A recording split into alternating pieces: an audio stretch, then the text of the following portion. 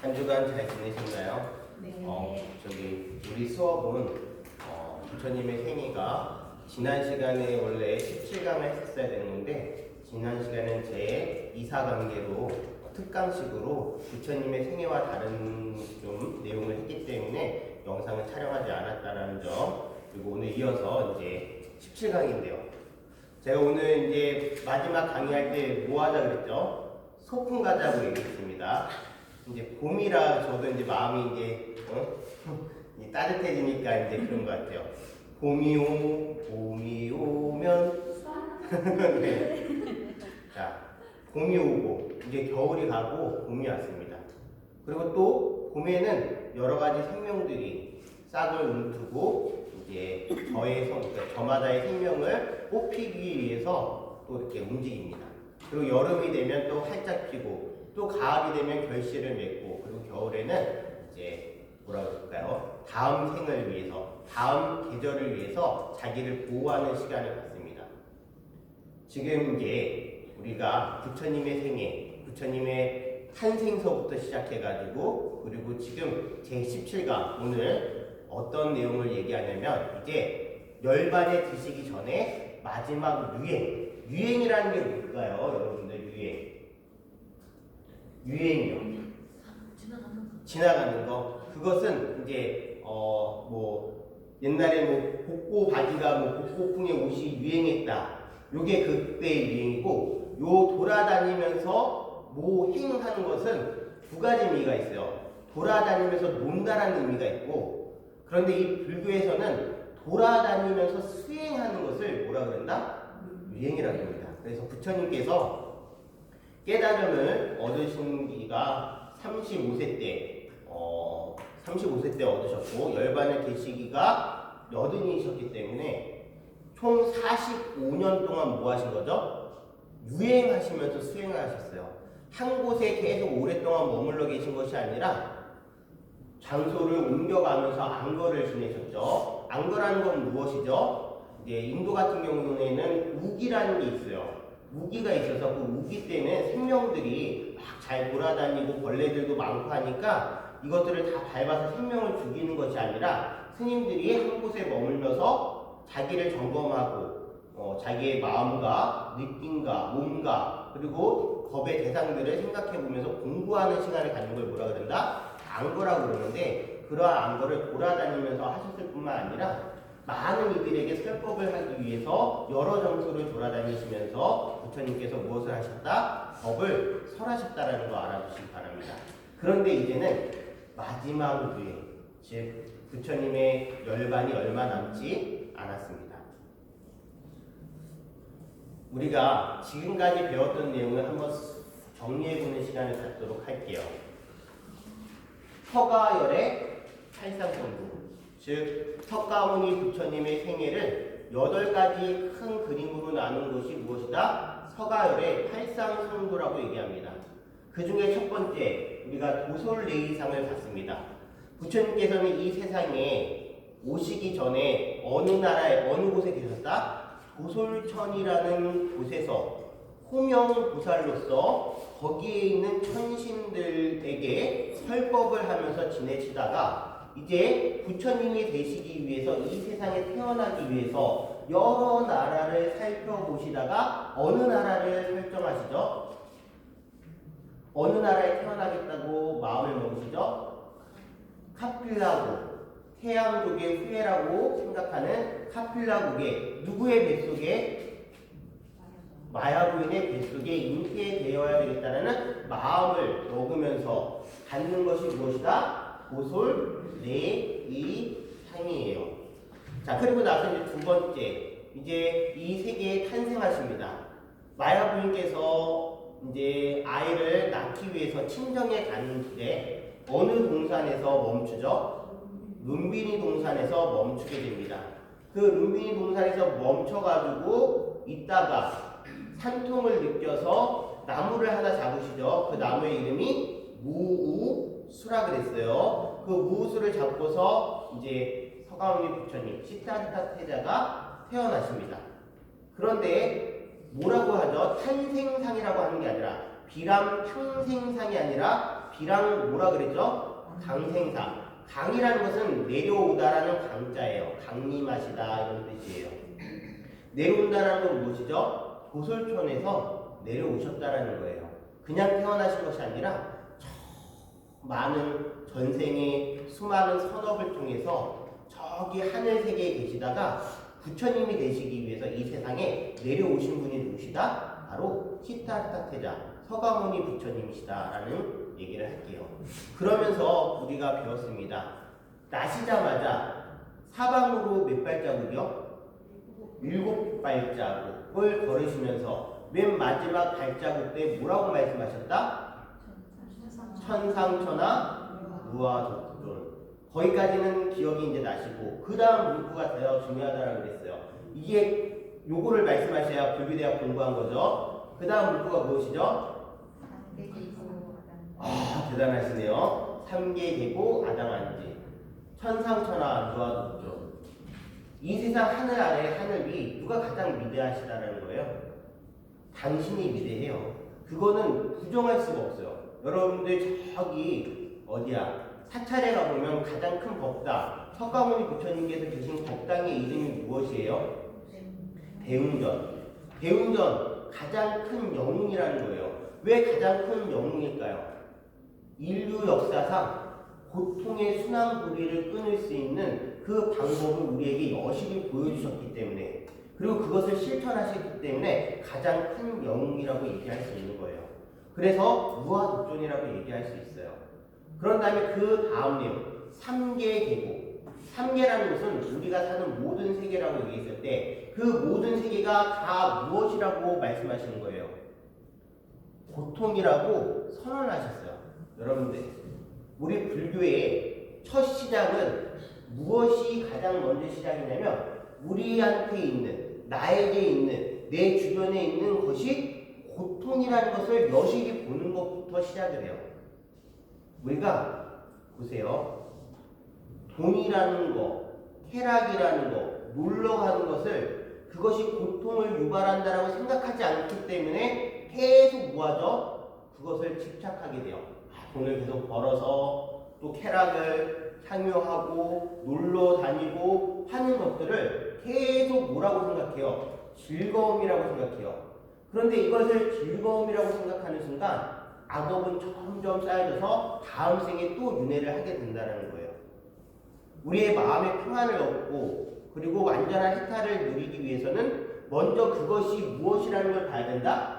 고통이라는 것을 알아야 된다는 것을 선언하신 거예요. 그런 다음에 뭐라고 말씀하셨냐면 아당안지, 내가 마땅히 그것을 무엇케 하리라? 평안케 하리라 라고 말씀하셨어요. 즉 고통을 끊을 수 있는, 윤회를 벗어날 수 있는 방법을 우리에게 보여주시겠다라고 선언을 하신 거예요. 이해하셨죠? 자, 그 다음에 세 번째, 이제 성장 과정이 이제 나오죠. 봄이 오고 이제는 여름에 가까워지고 있어요. 즉 이제 초봄에서 이제 늦봄 쪽으로 가고 있어요. 성장을 하면서 여러 가지 고통을 갖게 돼요. 어떤 고통이죠? 마음의 고통이요. 생로 형사의 고통들을 보게 돼요. 거기에 애증관계를 다 보게 돼요. 갈등과 증오를 보게 돼요. 그러면서 삶에 대해서 뭐라고 생각하시느냐? 모든 사람들은 생로병사, 태어나고 늙고 병들고 죽는 고통에서 벗어날 수 없구나. 갖고 싶은 걸 갖지 못하고 보고 싶은 사람 보지도 못하고 싫어하는 사람을 계속 봐야 되고 이 몸뚱아리가 있어서 느낄 수 있는 여러 가지 고통을 겪어야 되는구나. 이것을 벗어날 수 있는 것을 무엇일까라고 생각하는 계기가 바로 사문 유관상이에요.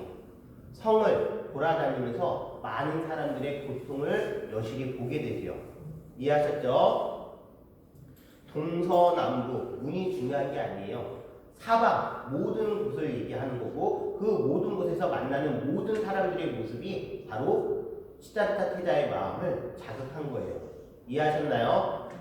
자, 그리고 나서 이제 드디어 무엇을 마음먹죠? 네 번째, 성을 떠나서 출가, 즉 삭발영이, 즉 수행자의 길로 들어서는 그러한 순간이 오게 돼요. 아이가 태어났어요. 아이의 이름이 무엇이라고요? 라훌라. 아름다운 야소다라가 낳은 그 라울라. 라울라의 이름의 뜻이 무엇이라고 제가 얘기했는데 기억나시나요? 구속, 속박 또는 장애 또는 월식에서 달을 가림 뭐 이런 뜻이에요. 다 무언가 가리고 속박하고 묶는 것을 얘기해요. 하지만 그 라울라 아들이 속박인 것이 아니에요. 우리가 가지고 있는 마음이 그 속박이라는 거예요. 그래서 부처님께서는 속박에서 벗어나기 위해서, 장애에서 벗어나기 위해서 그것을 도피하는 것이 아니라 영원히 끊을 수 있는 방법이 무엇인지에 대해서 공부하기 위해서 무엇 하셨다? 수행하시려고 출가를 하셨다라는 거. 여러분들 그것이 바로 유성 출가상이에요. 드디어 많은 사람들을 만나게 됩니다. 길을 가면서 우따까, 라마쿠따, 알라라, 깔라마, 바까와 많은 사람들을 만나게 되지만, 많은 스승이라고 얘기하는 그러한 위대한 사람들을 보게 되지만, 시타사테자, 즉 출가한 사문인 우리 보살님께서 그 사람들 속에서, 그 스승들 속에서 답을 찾을 수 있다라고 생각을 하셨나요? 답을 찾을 수 없다라고 생각했습니다. 모든 사람들이 제시하는 그러한 수행의 단계에 가보면 아직 더 끊어야 될 것이 남아있다는 것을 알고 계신 그 보살님, 즉 부처님께서 되시기 전에 그 보살님께서는 혼자서 수행할 수밖에 없는 그러한 순간이 와요. 그것이 바로 무엇이다? 설산 수도상이에요. 설산에서, 즉 막 눈 덮인 산에서 계속 수행하셨다라는 건 아니에요. 그만큼 혹독한 환경에서 자기를 철저히 단속하면서 우리가 공부할 때 배웠죠. 부처님께서, 보살님께서 부처님이 되시기 전에 많은 고행을 하세요. 숨을 멈추는 고행, 먹지 않는 고행, 마시지 않는 고행, 이런 모든 고행을 겪는 그러한 순간을 상징적으로 표현한 게 무엇이다? 설산 수도상이라는 거예요. 몇 년간의 그러한 수행이 이루어지죠? 고행이 이루어지죠? 부처님께서 29살에 출가를 하셔가지고 29세에 출가하셔서 깨달음을 얻기 전인 35세, 근 6년이라는 시간 동안을 자기를 철저히 뭐라 그래야 되나요? 고난과 고통 속에서 답을 찾기 위한 혼자만의 싸움을 하신 거예요. 이해하셨나요? 자, 그리고 나서 이제 드디어 아무리 그렇게 고행을 하더라도 답이 있다라고 생각하셨나요? 답이 없다라고 생각하셨어요. 그러면서 언제적을 떠올렸냐면 예전에 어렸을 때 농경제를 떠오르셔요. 그 농경제에 나갔을 때 당신이 거기서 농부들이 농사를 지으면서 아주 억세게 탈식주를 보이고 살은 다 트이고 얼굴은 검게 그실리고 거기서 새들이 날아와서 벌레를 잡아먹고 하는 그러한 모습을 보시면서 아, 이것은 내가 볼 장면이 아니라고 생각해서 잠부나무 아래에 가가지고 뭘 하시죠? 명상에 선정에 드셨을 때를 생각하시면서 아, 그래, 나에게 있어서 답은 바로 고행이 아니라 마음을 바라보는 수행이다, 선정에 드는 수행이다라고 생각을 하시고 이제 그 고행을 멈추신 다음에 수자따라는 여인이 올리는 무유죽 공양을 드시고 나무 아래 가셔가지고 선정 수행을 하세요. 그것이 바로 선정 수행을 통해서 나중에 모든 마음의 마구를 무찔렀다라고 해서 무슨 항마상? 수와 항마상이라고 합니다. 수, 보리수를 얘기해요. 나중에 깨달음을 얻으셨기 때문에 보리라는 말을 붙여서 보리수 나무 아래에서 선정 수행을 하시면서 드디어 내 마음을 괴롭히고 있는, 내 마음을 구속하고 있는 모든 마군을 항복받으신 그 순간, 그것이 바로 수와 항마상이에요.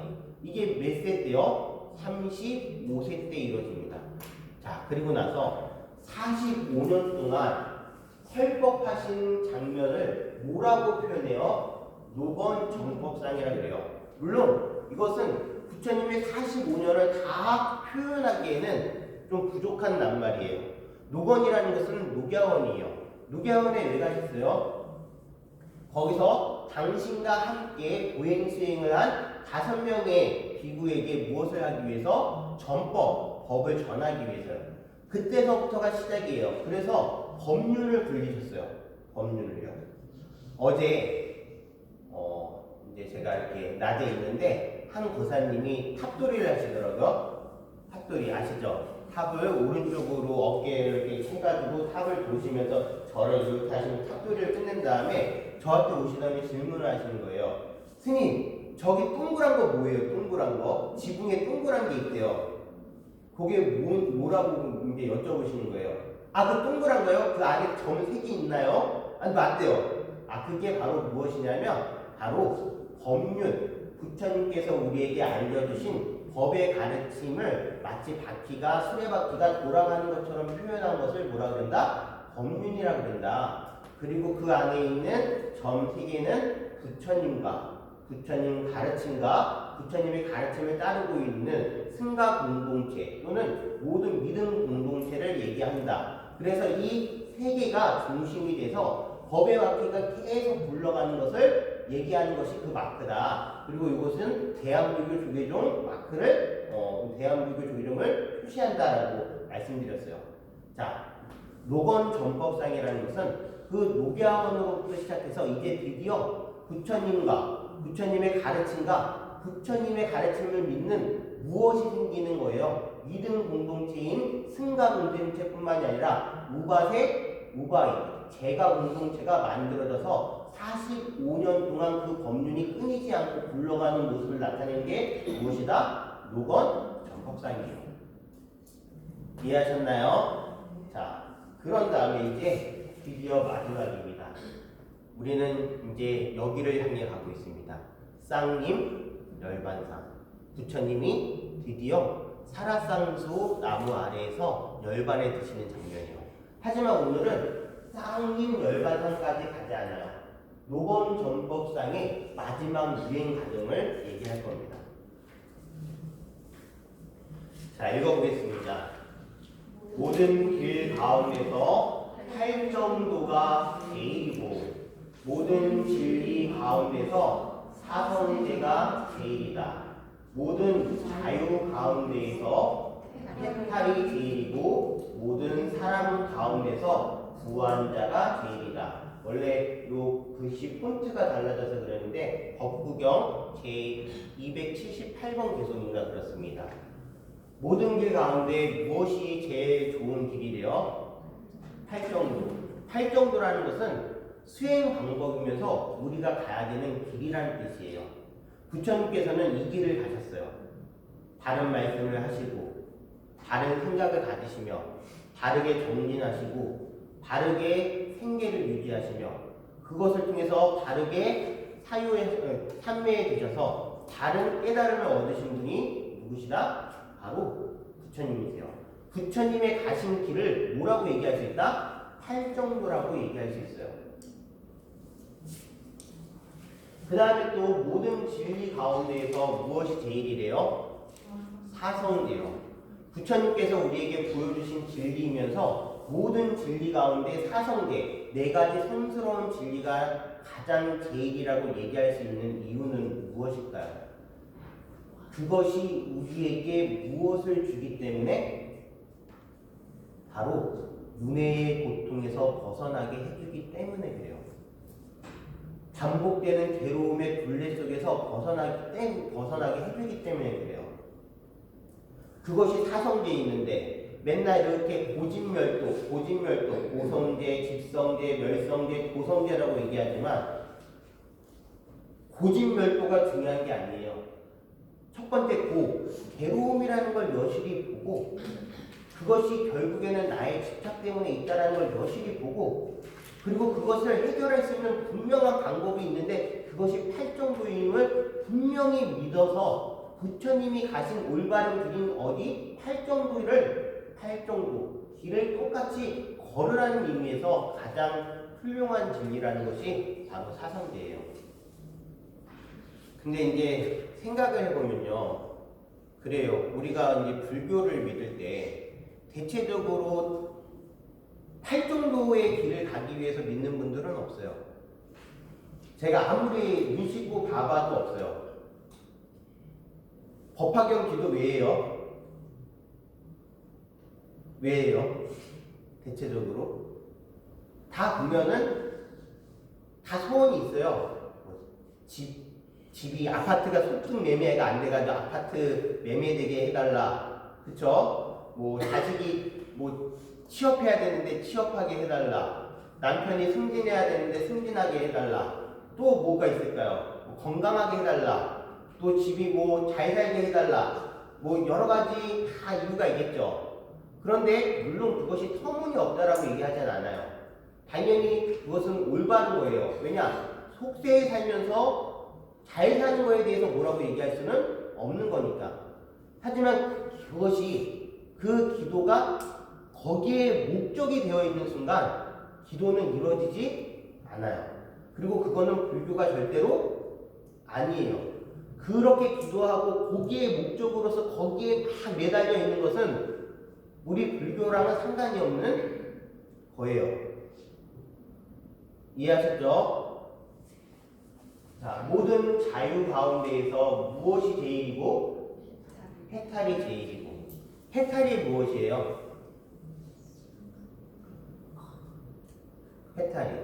여러분들 아이들 막 방학 때 저기 뭐냐 집에 계속 있고 밥 달라 그러고 남편도 저번에 그런 거 있더라고요. 그 코로나 이제 처음에 있었을 때 다들 외식도 안 하고 어디 안 나가고 하니까 뭐 집안 식구들이 다 집에 있으니까 이거 아침 점심 저녁 헤매기느라고 도대체 못 살겠다 그러고 빨리 이거 벗어나고 싶다 그러고 그러죠. 자, 자유는 어떻게 주어지는 건가요? 대체적으로 무언가 묶여있는 상태에서 벗어나는 걸 뭐라 그러죠? 자유라 그래요. 자유롭게. 저도 예전에 그 은사스님 시봉하고 있을 때, 시봉이 뭐냐면 은사스님 옆에서 이제 은사스님 수행하고 있을 때, 은사스님께서 어디 그 좀 멀리 출타하시는 게 그렇게 좋더라고요. 왜 좋아요? 네? 좀 누워도 있고, 그러죠? 그게 너무 좋더라고요. 근데 그것은 언젠가 또다시 돌아오시면은 뭐하죠? 반복되는 것들이에요. 해탈이라는 것은 모든 고통의 속박으로부터 완전히 벗어나서 이제는 더 이상 그 고통이 찾아오지 않는 것을 뭐라 그런다? 해탈이라고 얘기해요. 그래서 모든 자유 가운데 해탈이 제일인 거예요. 자, 그 다음에 보세요. 이제 이 모든 말들이 기결돼요. 모든 사람 가운데서 누가 제일이다? 부한자. 부한자라는 것은 부족하다라는 거예요. 갖췄다라는 거예요. 아니라는 것은 다른 안목을 갖췄다라는 거예요. 부한자라는 것은 다른 안목을 갖춘 분이라는 뜻이 바로 부한자예요. 여러분들 금강경 독송해보셨나요? 거기에 보면 일체 발음을 조심해야 돼요. 저희 은사스님 발음하는 게 아니에요. 일체 동관군이라는 게 있어요. 군이라는 게 있어요. 같을 동자의 불간자, 동관군, 일체 동관군. 거기에 보면은 열애께서는 유관을 가지고 계세요. 유관이 뭐예요? 우리가 가지고 있는 이 눈이요. 모든 사람들은 다 유관을 가지고 있어요. 그래서 눈으로 색을 봐요. 대상들을 다 봐요. 그런데 부처님께서는 이 유관만 가지고 계신 게 아니에요. 무엇이 있죠? 해안이 있으세요. 지혜롭게 보시고요. 법안이 있으세요. 거기서 모든 진리의 모습을 보시고, 그리고 불안이 있으세요. 부처님 눈으로서 모든 이들이 부처님이라는 것을 보시는 분이 계셔요. 그 눈을 갖추신 분이 누구시다? 바로 부한자예요. 그래서 모든 사람 가운데서 제일 뛰어나신 분은 바로 누구시다? 우리 부처님이시다. 왜냐? 우리에게 팔정도라는 길을 보이셨고, 그리고 그 팔정도의 길을 여실히 갈 수 있도록 네 가지 진리인 사성계를 알려주셨으며, 그 사성계를 통해서 우리가 무엇을 영원한 자유인 해탈을 얻게 알려주신 분이 누구시기 때문에 위대하신 서가모니 부처님이시기 때문에 그래요. 이 위대하신 서가모니 부처님께서 이제 드디어 그러한 모습들을 정리하시면서 당신의 생을 정리하려고 하시는 시간이 오세요. 그러기에 앞서 먼저 당신이 그렇게 아끼고 그렇게 아꼈던 상수 제자, 가장 뛰어난 제자 2명이 먼저 열반에 들어요. 그게 바로 누구냐? 사리불가 그리고 목건년, 마목건년이에요. 우리가 영상을 하나 보시고 이어서 얘기를 하도록 하겠습니다.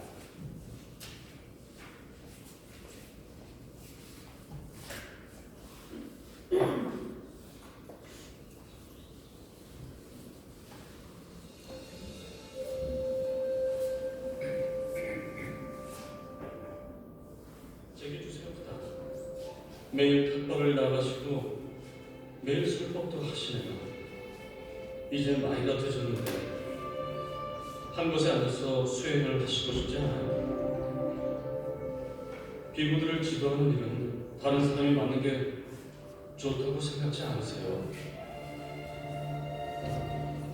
그건 걱정하지 않아도 된다. 나의 길을 갈 때 나의 오른다리와 왼다리가 함께하잖아. 두 다리가 조화를 잘 이루어야 사람이 잘 가지. 깨달음의 길을 맨 처음 걷는 것도 두 다리다. 바로 나의 사랑과 사리부터와 명석하고 두려운 몸에 못 갈라가네. 사리부터는 나의 오른다리고 못 갈라가는 나의 왼다리고. 괜찮아? 조심하세요, 둘 다.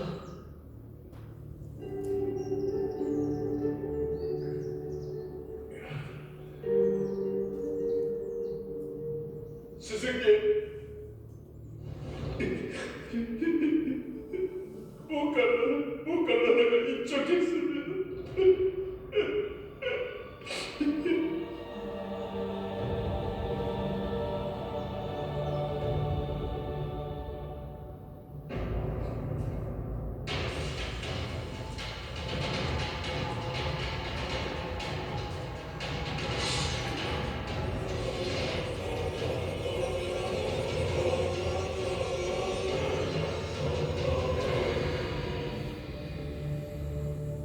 못 갈라내 다니시기 가야겠다.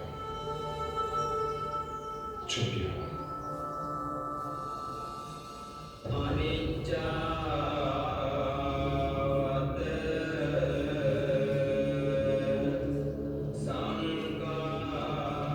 못 갈라는 상가의 성실법뿐만 아니다. 그러니 눈물로 보내서는 안 된다.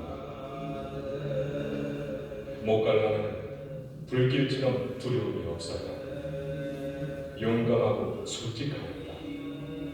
못 갈라는 그런 삶에서 비구들은 영감을 얻었다. 신통제의 못 갈라는 죽지 않았다. 그는 늘 우리와 함께하며 용기를 줄 것이다. 못 갈라나의 뼈로 탑을 세워 미래에도 모두가 못 갈라나를 기억할 수 있다.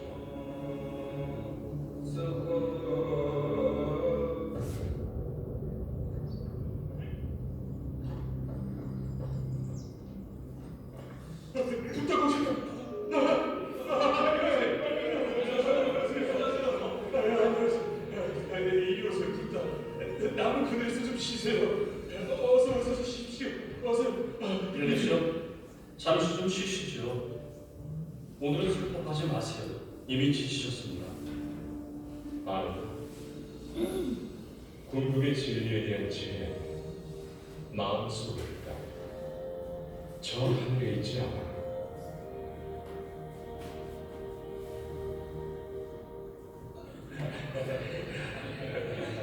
여기 모두가 일상생활에서 보계를 지키는가? 예. 그럼 오늘 모두 함께 서약을 하세요. 앞으로 젊은 사람에게 친절하게 하겠다고, 노인들에게 자비롭게 공경할 것이며,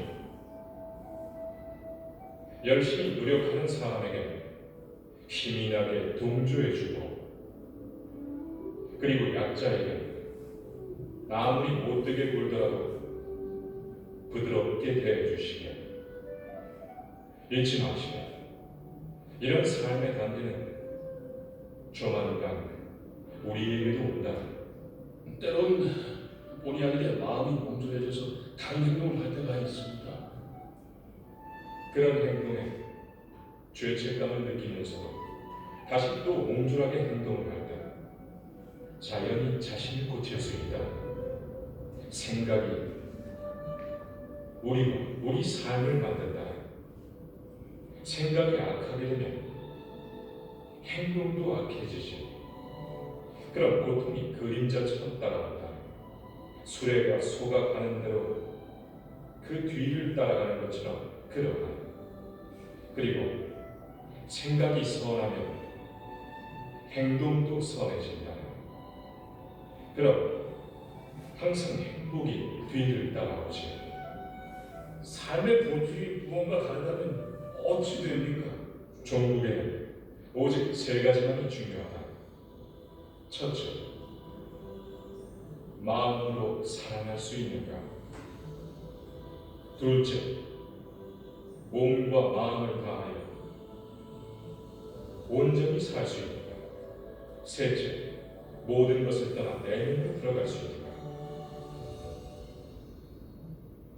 여럿이고 3일을 지난 뒤나 사리푸타 비구의 소식을 가지고 왔습니다.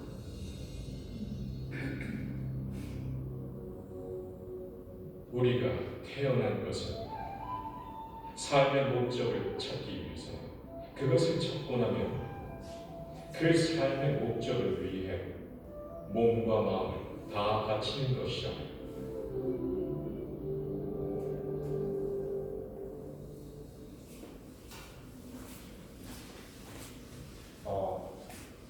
당연히 사리붓다의 소식은 무엇일까요?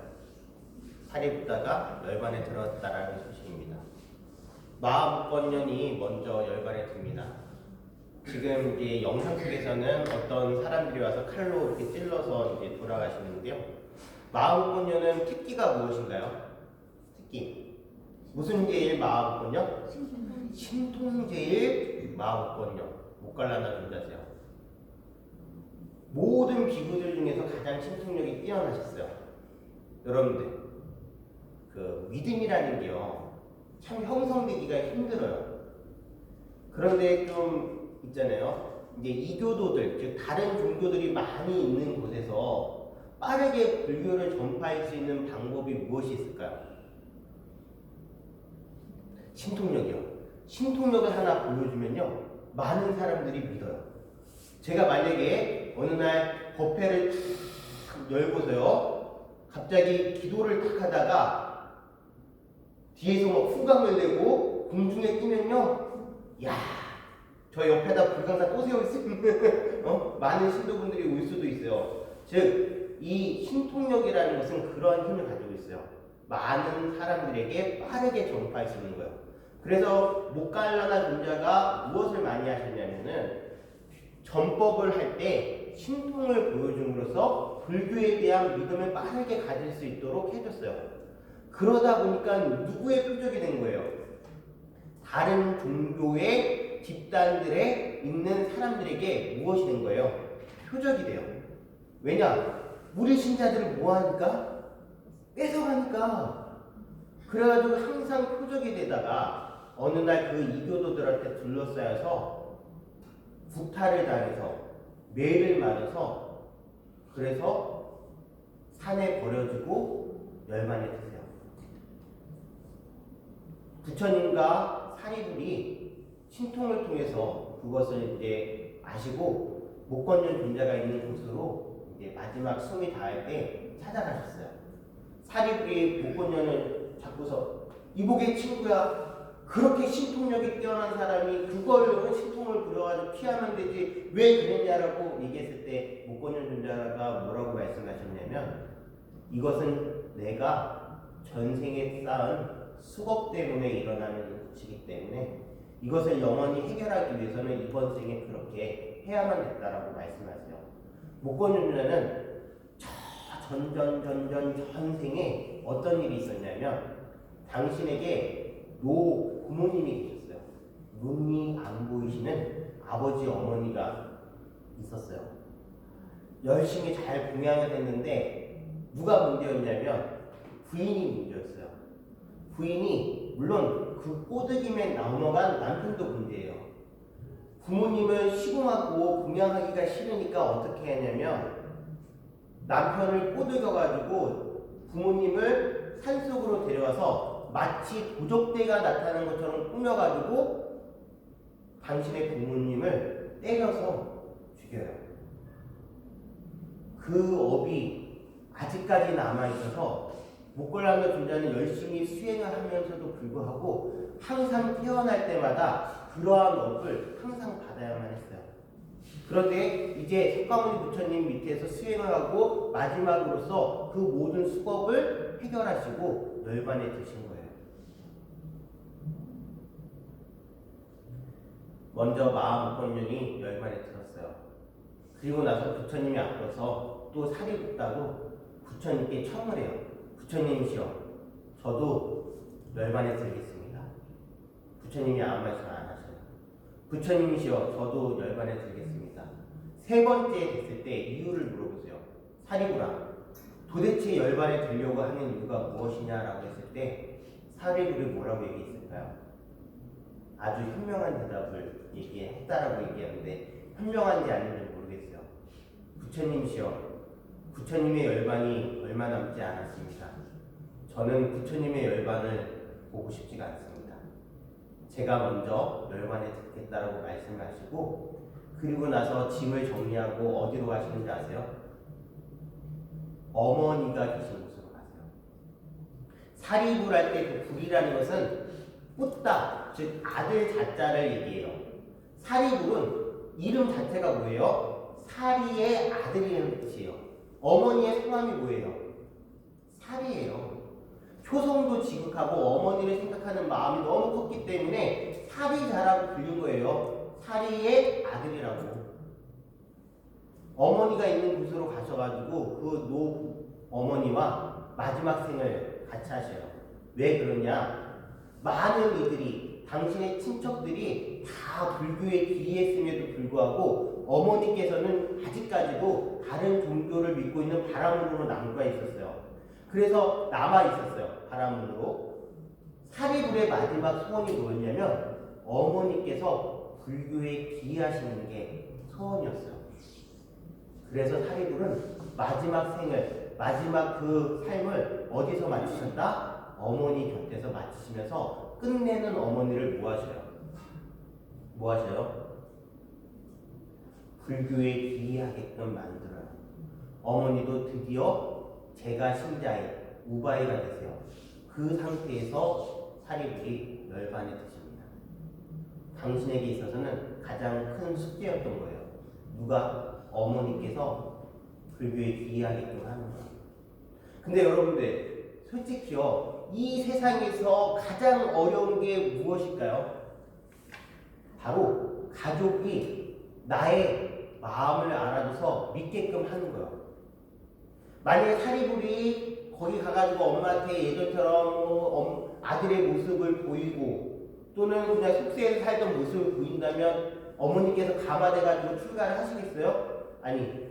불교에 귀의하시겠어요? 아니에요. 철저히 그 마지막 순간까지 수행의 모습을 보이셨기 때문에 그 아들의 모습에 감화를 받으신 거예요. 이렇게 부처님의 가장 훌륭한 제자 두 분, 사리불과 그리고 누구? 마하목건년이 열반에 드셨습니다. 이때가 바로 부처님께서 열반에 드시기 전 한 1, 2년 전이었어요. 그런 다음에 부처님이 열반에 드시기 전 1년 전인 44년째가 되는 해, 어떤 일이 있는지 보기 전에 잠깐 뒤에 보실게요. 몇 페이지냐면 427페이지입니다.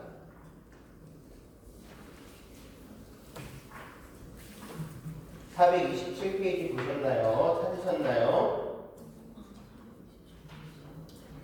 427페이지 찾으셨죠? 그 옆에 보면은 426페이지에 지도가 하나 나옵니다.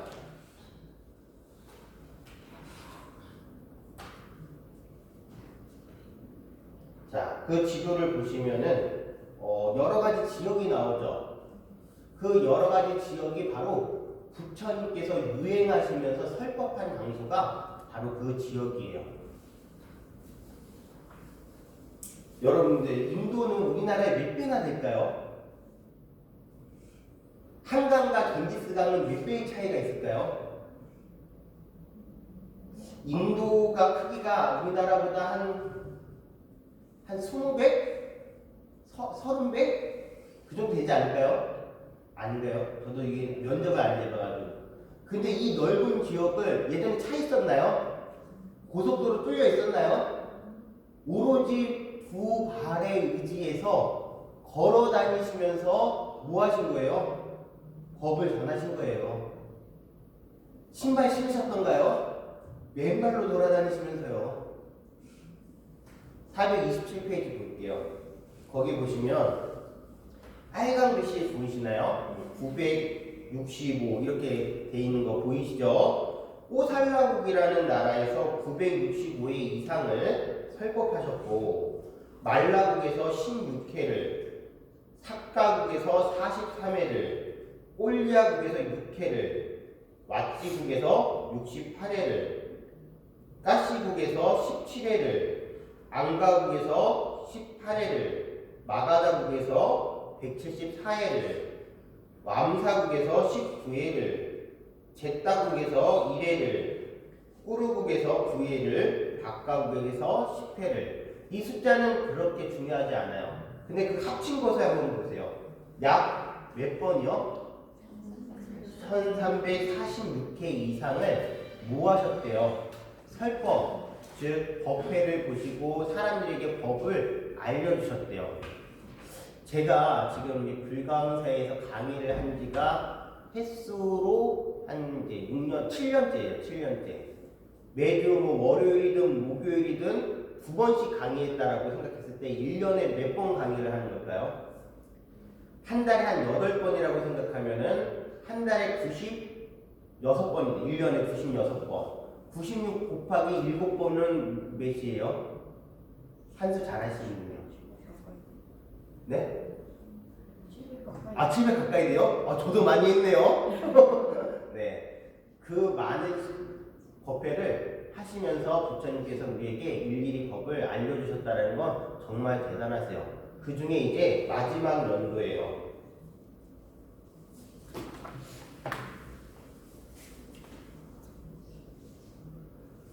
글씨가 작아가지고 좀 이따 제가 읽어드릴게요.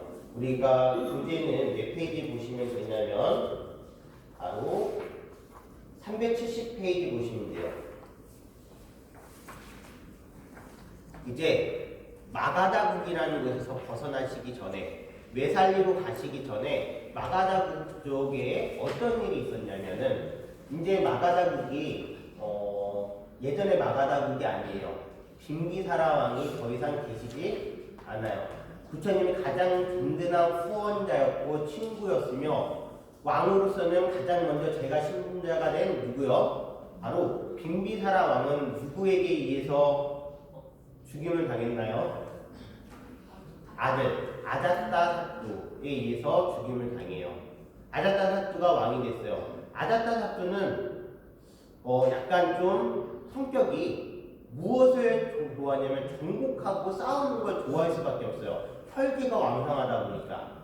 그래서 이 아자타 사뚜가 무엇을 계획하고 있냐면, 왓지국이라는 그 연맹 국가가 있는데 그것을 차지하기 위해서 전쟁을 벌이려고 누구지? 왓사카라라는 사람을 부처님께 보내요. 그러면서 전쟁을 일으키려고 하는데 어떠하면 좋겠냐라고 여쭤보는 그러한 시간이 있어요.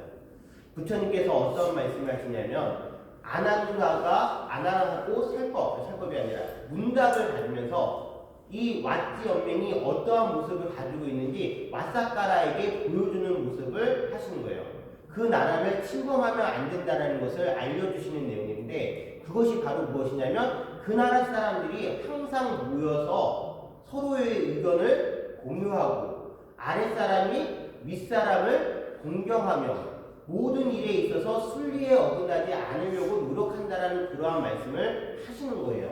그것이 바로 무엇이냐면 첫 번째, 자주 모여 올바른 뜻을 논의하는데요. 누가요? 왓지 연맹의 사람들이요.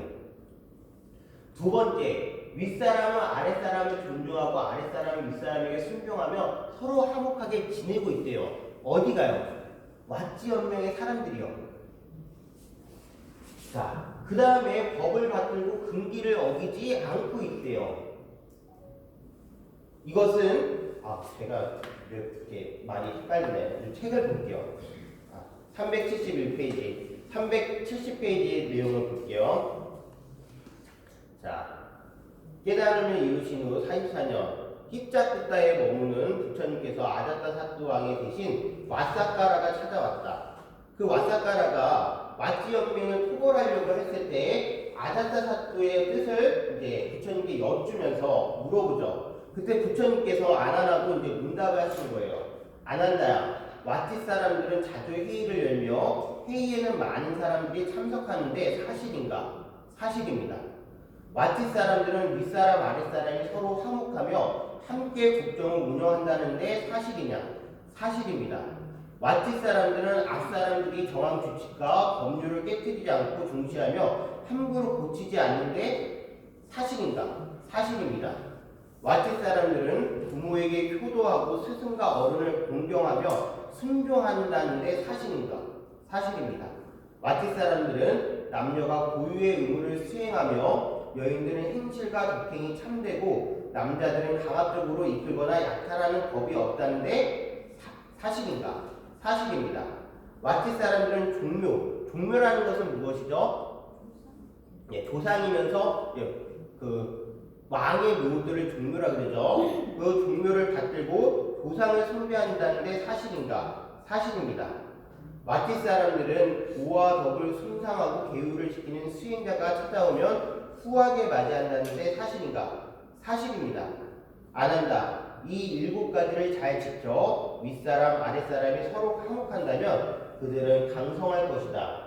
그런 나라는 언제나 안온하며 누구의 침략도 받지 않을 것이다. 라고 하면서 아자타 사투가 왓지 연맹을 토벌하러 가는 것을 뭐 하신 거죠? 만류하시는 거예요. 왜냐? 왓지 연맹은 그렇게 견고한 나라라는 것을 알려주시면서 그것이 바로 파멸하지 않는 법이라는 것을 돌려서 알려주신 거예요. 누구에게? 아자타 사투에게. 나라를 다스릴 때는 어떻게 해야 된다? 항상 많은 사람들과 자주 모여서 논의해야 된다. 그리고 윗사람과 아랫사람들이 차서를 지켜서 서로를 존중해야 된다. 법률을 만들어서 그것을 어기지 않아야 된다. 조상을 잘 숭배한다. 도와 덕을 잘 지켜야 한다는 것을 돌려서 누구에게 알려주신 거예요? 아자타 사스에게 알려주신 거예요. 이것이 나라를 파멸시키지 않는 법이라는 거예요. 그것과 더불어서 이제 비구들을 모아놓고서 승가가 무너지지 않는, 승가가 영원히 함께할 수 있는 그러한 법을 알려주신 게 바로 이 7가지 내용이에요. 자주 모여 올바른 뜻을 논의하고 윗사람은 아랫사람을 존중하고 아랫사람은 윗사람에게 순종해서 화목하게 지내고 법을 받들고 금기를 어기지 않고 대중을 보호할 능력을 갖추고 있으며 지식이 풍부한 기구가 있으면 그를 공경하고 바른 생각을 잘 지켜나가고 음욕을 버리고 청정한 행을 닦으며 욕망을 내려놓고 명예와 이익을 탐하지 않아야 승가가 영원히 파멸되지 않고 존속될 수 있다는 것을 이것에 빗대어서 비구들에게 말씀하시는 거예요.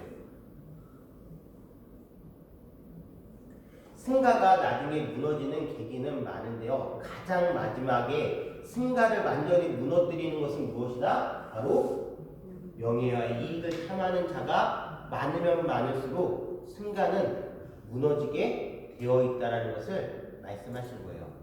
이 말씀을 기구들에게 하시면서 뭐라고 말씀하시냐? 이제 나의 열반도 얼마 남지 않았구나라고 말씀하시면서 외살리로 떠나세요. 외살리라는 곳은 어디냐면 우리가 바이샬리라고 하는 곳이라면 바이샬리라고도 하고 아까 전에 아자타사투가 침범을 하려고 했던 왓지 연맹의 수도가 바로 어디다? 외살리, 즉 바이샬리라고 하는 곳이에요. 그 바이샬리, 외살리에는 모든 문물들이 다 들어오고 있을 뿐만이 아니라 어떤 한 사람에 의해서 경제가 아주 발달하고 있었어요. 그 한 사람이 누구냐? 외살리의 부녀 누구요? 안바빨리. 이 한 여인이 외살리를 강성하고 풍부한 도시국가로 만들고 있었어요. 그런데 그 사연이 너무 기구해요. 안바빨리는요, 어렸을 때 버려졌어요. 고아예요. 아버지가 누군지, 어머니가 누군지 아예 알지 못해요. 망고숲에서 막 울고 있는 아이를 망고숲을 관리하는 정원사가 이 아이를 뭐하죠? 거둔 거예요.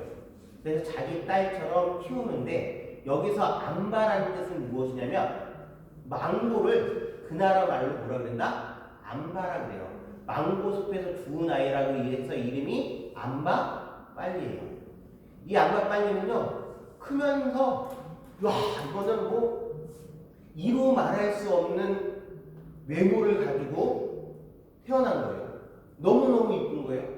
그리고 가르쳐 주지도 않았는데 노래도 너무 잘하고요. 악기도 너무 잘 다루고요. 대단해요. 야, 그런데 이 미모가 너무 뛰어나고 재주가 너무 많다 보니까 문제가 생겼어요. 길을 가다가 2차이족 왕족들이 안바빨리를 보고서 한꺼번에 그 많은 남자들이 사랑에 빠진 거예요. 너무 이뻐가지고. 그래가지고 이제 뭐 하는 거죠? 안바빨리를 차지하기 위해서 서로 싸우려고 그러는 거예요. 잘못하다가 이 왓지 연맹이라는 건 뭐예요? 많은 부속 국가들이 모여서 만들어진 것이 바로 연맹이죠. 이 2차이족 왕족들이 서로 막 안바빨리를 차지하기 위해서 전쟁을 일으키려고 하는 그럴 때예요. 안바빨리가 그때 어떠한 선택을 하냐면 이런 선택을 해요. 제가 누군가의 여인이 된다면 분명히 이 왓지 연맹의 결속은 무너지고 2차이족 왕족들끼리 싸워가지고 전쟁의 피비린내가 날 것이다. 따라서 나는 누구의 여인도 되지 않겠다. 대신 만인의 여인이 되겠다라고 생각을 해서 무엇이 되느냐? 기녀가 됩니다. 이제는 2차이족 왕족들, 그 많은 왕들이 뭐 할 수 있어요? 돈만 지불하면은 이 안바빨리를 만날 수 있어요. 많은 국가, 16개 국가들이, 왕들이, 귀족들이 돈만 갖다 주면 누구를 만날 수 있어요? 안바빨리를 만날 수 있어요. 인도 전역에서 가장 뛰어난 무엇이 된 거예요? 유명한 기녀가 돼요. 기구하죠. 선택이었어요. 누구의 여인도 될 수 없다면 아무의 여인도 되지도 않겠다. 만인의 여인이 되겠다라고 생각하고 이 아버지가 망고숲을 누구에게 줘요? 안바빨리에게 주고 이 망고숲은 이제 유각이 된 거예요. 최고의 기녀가 거주하고 그래서 이 외살리라는 것은 안바빨리를 보기 위해서 찾아오는 그런 귀족과 왕족들이 와서 맨날 유흥을 즐기다 보니까 뭐하게 되는 거죠? 돈이 현금이 그냥 막 나라가 막 부유해진 거예요. 부처님께서 외살리로 이제 마지막 유행을 갈 때 안바빨리가 그 소식을 듣고서 부처님께 찾아가요. 화려했던 장신구들을 다 빼버리고 화려한 모습을 지우고 그냥 수수한 모습으로 누구를 찾아가죠? 부처님을 찾아가요. 부처님을 찾아가서 부처님께 말씀드려요. 부처님이시여, 저도 부처님의 법을 믿는 제가 신도가 되고 싶다라고요.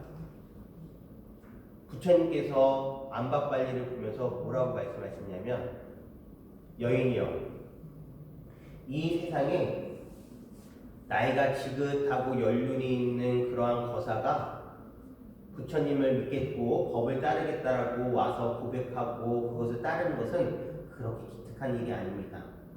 하지만 당신처럼 젊고 부유하면서 그리고 아름답고 모든 것들을 다 할 수 있는 그러한 여인이 이렇게 찾아와서 법을 믿겠다라고 하는 것은 매우 기특한 일입니다 라고 얘기하셔요. 안박발리는요, 모든 그 마음의 짐이 풀어지는 듯한 그러한 느낌을 받는 거예요. 지금까지 돈과 권력과 그 명예와 그 화려함 속에서 살아간 것은요, 결국엔 당신의 삶이 무언 거죠? 원하는 삶을 살았던 것은 아니에요. 어쩔 수 없이 버려졌고 그렇게 크고 그렇게 모습이 이쁘다 보니까 여러 가지 사건에 휘말려가지고 드디어 여기까지 오게 됐어요. 그것을 그 마음의 짐을 다 누구한테 벗어버린 거예요? 부처님께 벗어버린 거예요. 너무 깊은 나머지 이 안박발리는 부처님을 어디에 초청하냐면 망고숲 정원에 초청을 해서 공양을 올리겠다라고 말씀드려요. 부처님께서 흔쾌히 승낙을 하셔요. 안박발리는 신났어요.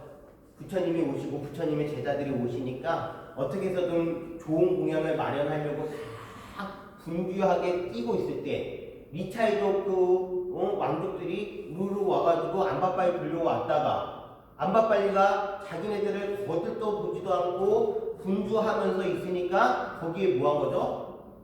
기분이 상한 거예요. 그래서 안박발리한테 얘기하죠. 도대체 뭐 때문에 이렇게 우리를 쳐다보지도 않고 뭐 그러냐라고 얘기했을 때 뭐라 그러죠? 부처님께서 공양하러 오십니다. 이 말을 들은 미차이족 왕족들이 부처님에 대한 동경일 때 그 질투심이 일어나는 거예요. 부처님을 찾아가서 뭐라고 얘기하죠? 안박발리가 행한 그 초대에 응하지 말고 저희 초대에 응해주세요 라고 얘기했을 때 부처님께서 뭐라고 말씀하시죠? 나는 이미 안박발리 공양청에 응했습니다 라고 말씀하셔요. 그리고 나서 부처님께서 영원히 자기를 지킬 수 있는 법에 대해서 누구에게? 안박발리에게 알려주세요. 이 세상에 위기할 것은 돈도 명예도 그리고 수많은 남자도 아니라는 것을 알려주세요. 돈이라는 것도 사라지고 미모라는 것도 사라지고 그리고 그렇게 자기를 지켜줬던 남자들도 결국엔 다 사라진다는 거예요. 결국엔 누가 자기를 지킬 수 있다? 바로 바른 믿음 안에서 자기 스스로가 자기를 지켜야 된다라고 말씀하시면서 영원히 자기를 지킬 수 있는 법에 대해서 누구에게 알려주신다? 바로 안박발리에게 알려주세요. 이제 외살리에서 44년째, 즉 마지막 해가 가고 있어요. 그때 당시에 외살리에는 기근이 들어서 많은 비구들이 함께 공양할 수 있는 그러한 풍족한 자원이 없었어요. 부처님께서 많은 비구들에게 말씀하시죠. 외살리는 지금 기근이 심하니 네 근처에 다른 곳으로 가가지고 수행을 하거라. 나도 벨루아에 가서 안거를 보내겠다라고 말씀하셔요. 벨루아로 간 부처님께서는 병을 앓으세요. 몸에 고통이 찾아오세요. 오로지 자기의 몸과 마음을 챙기는 마음 수행을 통해서 그 고통을 이겨내시죠. 그리고 그 고통이 사라졌을 때 이제 아난에게 얘기를 해요. 아난아, 나도 이제 지쳤구나. 나는 상다리가 무너져 있는 그러한 상과 같구나. 그것을 억지로 가죽끈으로 메어서 버티고 있는 것과 같구나. 나도 이제 쉬고 싶구나. 라고 아난에게 이야기를 하셔요. 그렇죠. 안 힘드시겠어요? 45년 동안 그 수많은 곳을 걸어다니면서 많은 사람들에게 법을 설하셨어요. 그 그 가정이 쉬웠을까요? 마음의 고통이 없으셨을까요? 고통이 오시면 뽑아버리고 고통이 오시면 뽑아버리고 마음 챙김으로써 그 고통과 번뇌를 이겨내셨을 뿐이지 부처님도 누구셔요? 사람이셔요. 몸이 지치고 마음이 지치셔요. 나도 이제 쉬고 싶구나라고 말씀하실 때가 온 거예요. 당신이 그렇게 아끼던 사랑하는 상수 제자들도 먼저 다 갔어요.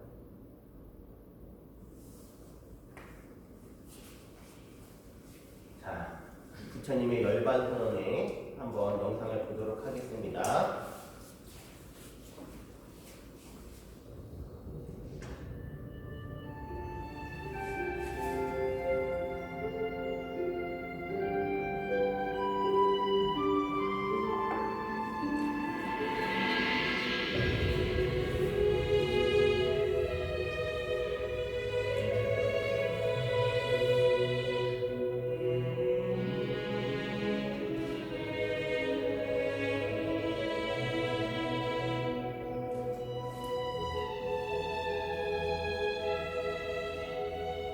고귀한 길을 함께할 사람에게 우리 상가의 문은 그들에게 활짝 열려 있다.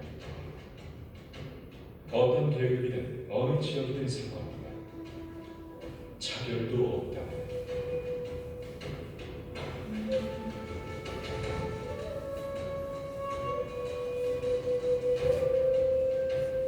나는 거대한 강처럼 한 줄기로 흐르고 있었다.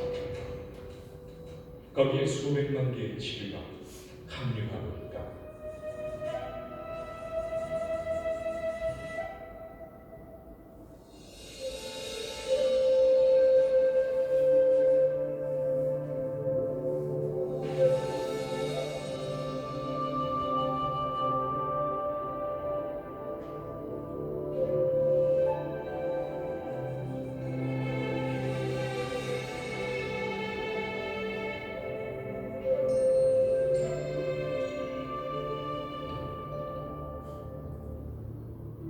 석달우, 붓다가 열반에 드신다고 들었어. 그게 정말 사실일까? 그래, 그나큰 자비를 베푸셔서 여기에서 마지막 설법을 하신다네. 붓다가 가신 후의 삶을 생각만 해도 온몸이 마구 떨려. 오늘 모든 한 걸음이 함께 모여 바다를 이룬 모습이 여기 있다. 모든 사람에게 세 가지 진리를 전해야 한다. 넓은 마음, 친절한 마음, 자비로 행하는 봉사의 삶이 그것이다. 이 세 가지 진언이 모든 인류를 변화시킬 것이다. 모든 사람을 자비로 대하라. 부자든 빈자든 사람은 다 고통이 있다. 그 정도나 양이 다릅니다. 사랑하는 비구 그리고 비구들, 오늘까지 내가 가르친 모든 것들을 제대로 잘 공부하도록 하고 체험하도록 하라. 공부를 게으르면 안 돼. 먼저 자신에게 시험을 하고 그런 다음 사람들에게 나눠주라. 오늘 여기 모인 여러 비구니들은 궁극적 진리를 모든 이에게 전해야 한다. 무엇이든 너무 쉽게 믿으면 안 된다.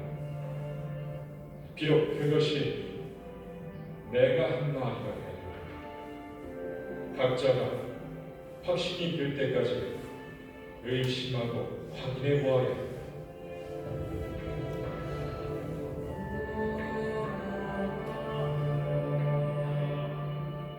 사랑하는 비구 비군이 되리라. 만물은 영원하지 않고 태어난 것들은 죽어 없어지고 사라진다. 매 순간 깨달음을 향하여 점치고 지금부터 석 달 후에 나는 열방에 들 것이다.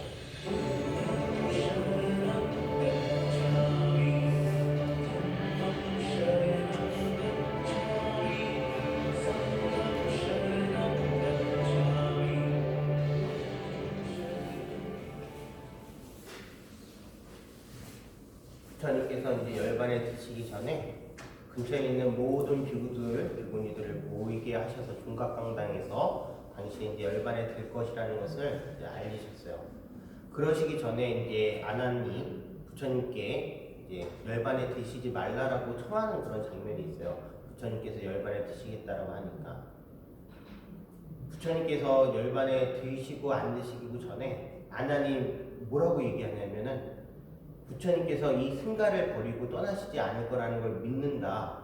부처님께서는 이 승가의 주인이다라고 말씀하셨을 때 부처님께서 뭐라고 말씀하셨냐면 아나나 내가 이 승가를 좌지우지한다라고 생각하지 말아라. 승가는 나의 것이 아니다.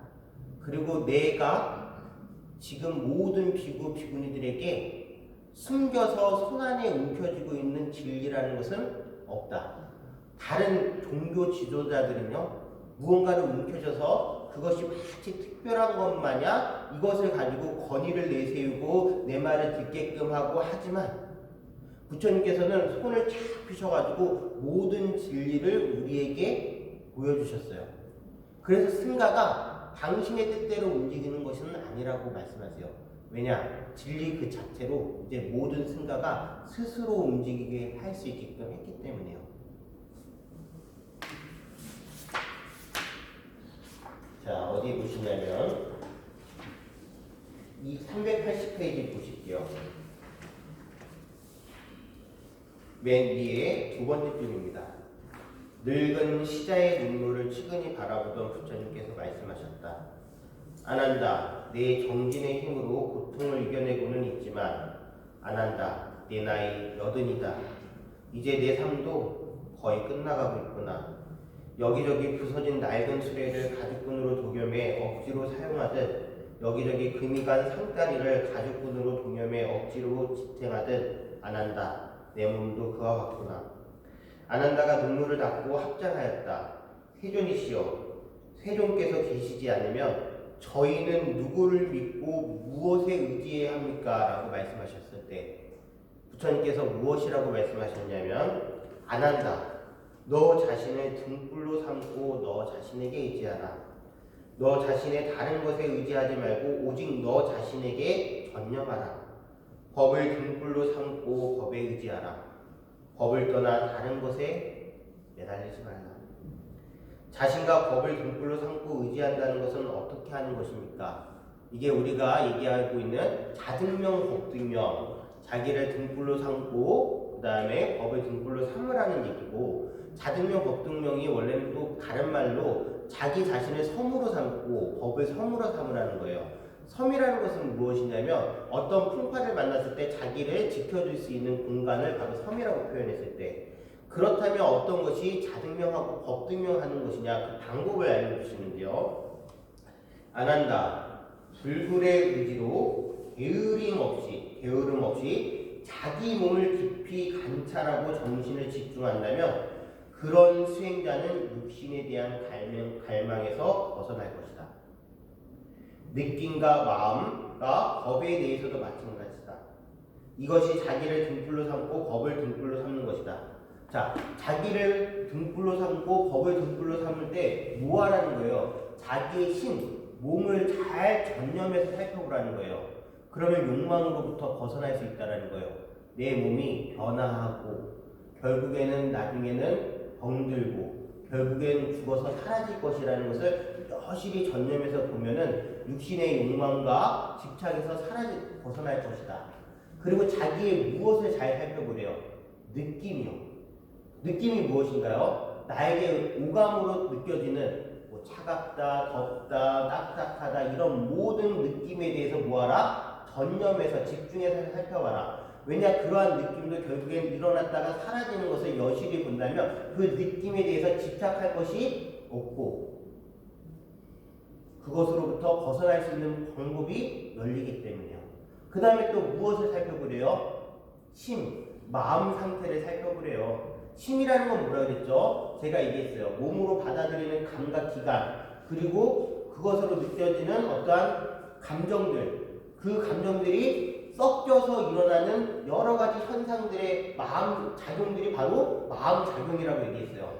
그 마음 또한 결국엔 어떠한 일들이 일어나서 이것이 있으므로 저것이 있고, 이것이 사람쯤으로 저것이 사라지는 그러한 일체의 연기법적인 것을 본다면 내 마음에도 계속 집착하고 빠져들 필요가 없다는 것을 전념해서 살펴보라는 거예요.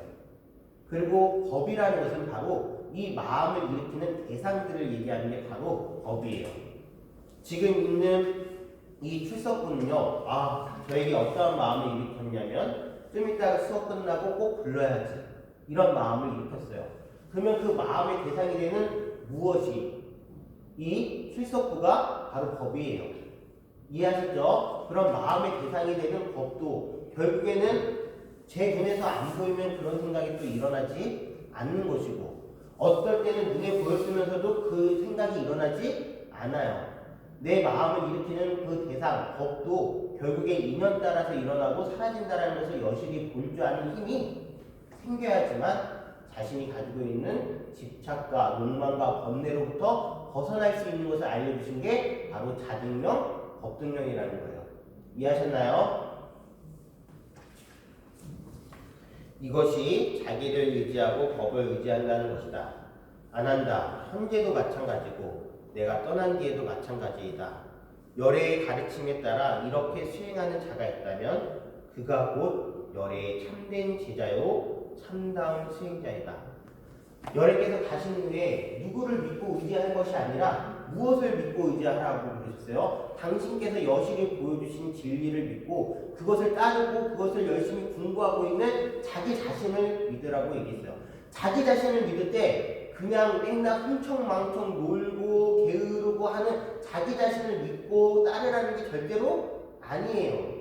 신수신법, 즉 자기가 가지고 있는 마음의 상태, 몸의 상태, 느낌의 상태, 법의 상태를 여실히 볼 수 있는 그러한 자신을 믿으라는 거예요. 이해하셨나요? 노래 한 곡을 듣도록 하겠습니다.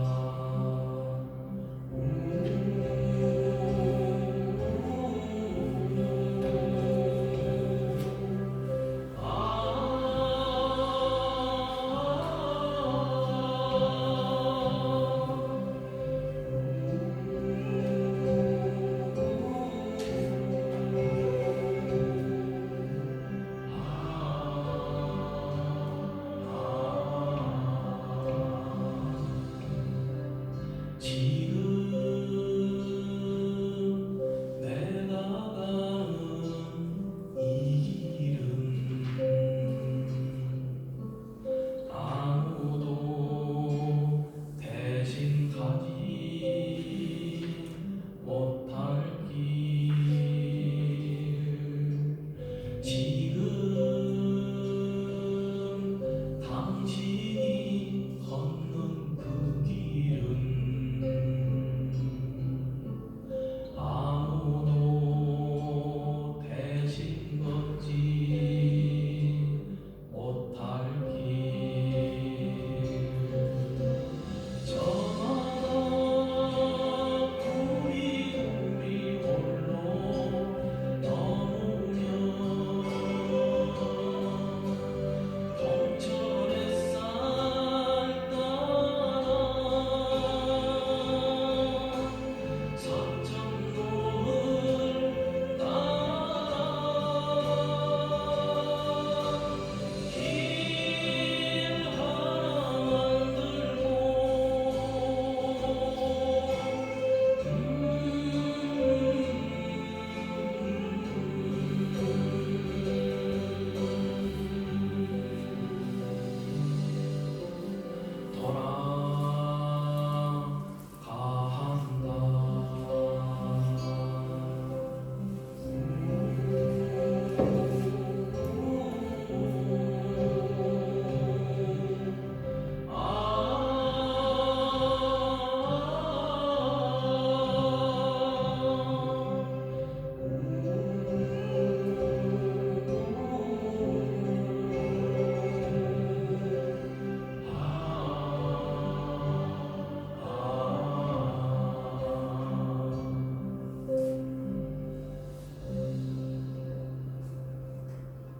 가사가 너무 좋죠. 지금 내가 가는 길도 솔직히 아무도 가지 못할 길이고, 그리고 여러분들이 가는 길도 그 누구도 그 길을 갈 수 없는 길을 다 왔어요. 하지만 진짜 부처님께서는 그 누구도 가지 않았던 길을 여실히 당신의 열반에 드시기까지 열심히 가신 분이에요.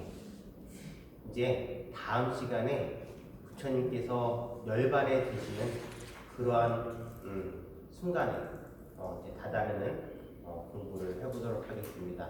오늘 수업은 여기서 마치도록 하겠습니다. 감사합니다.